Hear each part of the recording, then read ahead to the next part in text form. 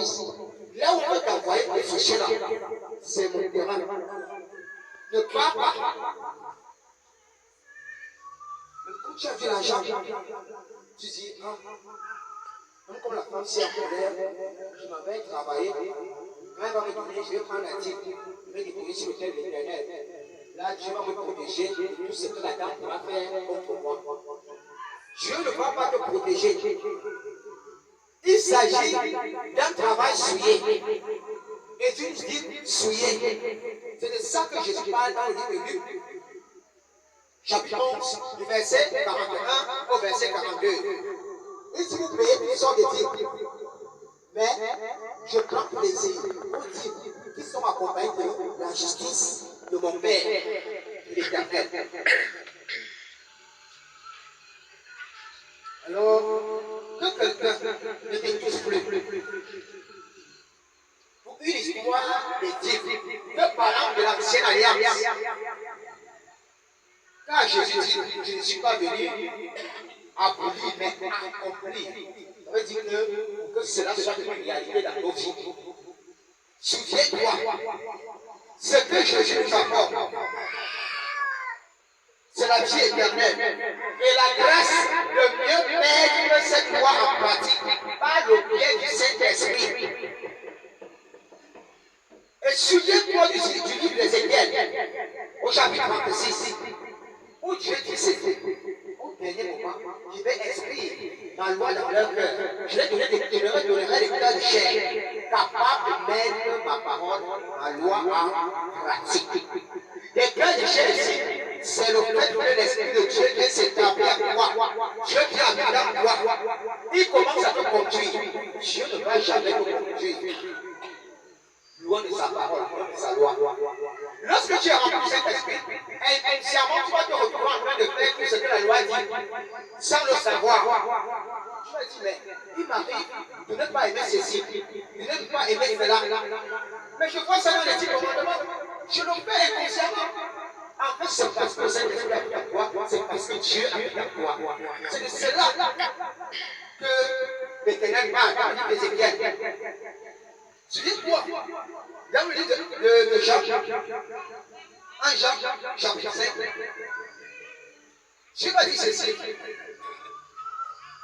Celui qui aime le Père, celui qui l'aime, doit aimer le Fils. Parce qu'il aime le Fils, il prouve qu'il aime aussi le Père. Celui qui les aime doit mettre leur parole, leur commandement en pratique. Et Dieu continue à dire, car mes commandements ne sont pas pénibles. Lorsque tu n'as pas la grâce de Jésus, lorsque tu n'es pas rempli du Saint-Esprit, tu vas trouver les enseignements, les commandements de Dieu toujours pénibles pour toi. Quand on te dit ne pas voler, tu seras toujours en train de regarder à gauche, à droite, en haut, en bas, avant de soit obéir, soit désobéir. Parce qu'en fait, il n'y a pas en toi un esprit qui te met en conformité avec la loi de l'Éternel. Tu auras peur de voler parce qu'il y a les regards des hommes devant toi. Lorsque les regards ne seront plus devant toi, tu vas voler. Oh, lorsque tu es rempli du Saint-Esprit, le fait que tu sois seul, même si quelqu'un laisse sa chose, ne va pas t'amener à vous. Qu'il y ait quelqu'un ou pas, tu vas bien appliquer la loi. Parce que le désir du vol n'est plus dans ton âme.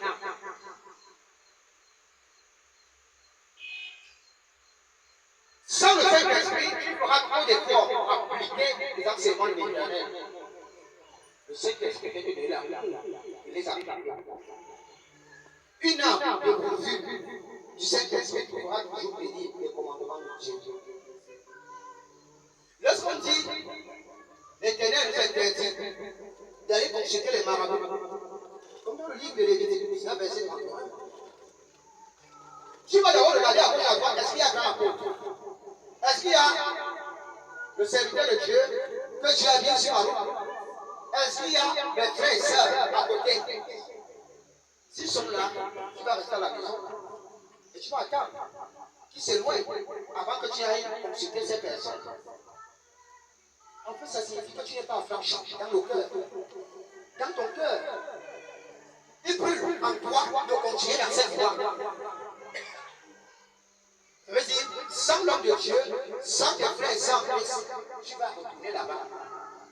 Une âme qui a reçu le Saint-Esprit va collaborer avec ce Saint-Esprit pour ne plus aimer le dehors. Car celui qui va consulter notre Dieu aime le dehors, est infidèle à l'Éternel. On aura besoin d'être derrière cette personne. La personne elle va dire, qu'est-ce que je faisais même hier? Moi je partais consulter les parents. Qu'est-ce qui m'avait amené? Aujourd'hui, je n'ai plus ces désirs. En fait, ce qui lui donne de ne plus avoir ces désirs, c'est le Saint-Esprit. C'est pourquoi Jésus lui dit, hier, il a été difficile pour toi d'accomplir la loi, mais je viens te donner une grâce, mon esprit, qui va te donner l'amour d'accomplir cette loi sans effort. C'est de cela que parlait l'apôtre Paul. Quand il dit,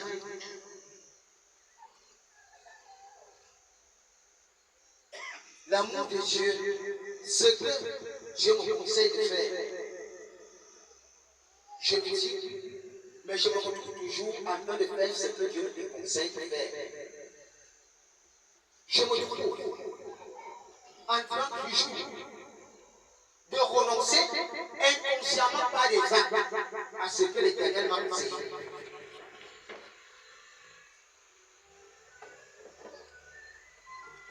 Et l'apôtre Paul exhortait son peuple à chercher la grâce du Saint-Esprit. Une personne s'est décidée de ne plus fumer. Pendant qu'on prêchait, à peine la personne est sortie, à peine la personne se retrouve avec une barre de cigarette. Monsieur, mais comment ça dit? On fait comment pour en débarrasser? Pendant que tu vas, je vais faire comment pour continuer à fumer? Monsieur, il faut pas que je finisse cette barre de cigarette. Et à peine il finit, il reprend un autre. Si je vais faire comment? Pourquoi je suis cigarette dépendant? Il peut l'envie de se débarrasser de la cigarette. Mais connecter la chair connectée aux œuvres qui sont inimitiées à Dieu. La main, d'une façon inconsciente, à appliquer les œuvres de Satan et à renoncer d'une façon toujours inconsciente aux œuvres que lui-même il a dit. Il a d'abord les œuvres de l'Éternel. Tu ne peux rien faire. Tu ne peux pas accomplir cette loi si Dieu ne t'accompagne pas par cette esprit. C'est ce que Jésus est venu faire. Il n'est pas venu abolir, mais te donner le Saint-Esprit qui te donnera la puissance pour pouvoir mettre cette parole en pratique, cette loi en pratique. Nous allons continuer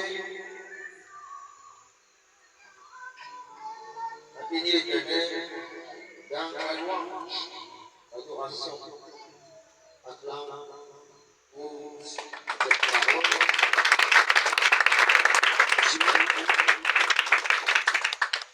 Alors, ceux qui étaient dans la position,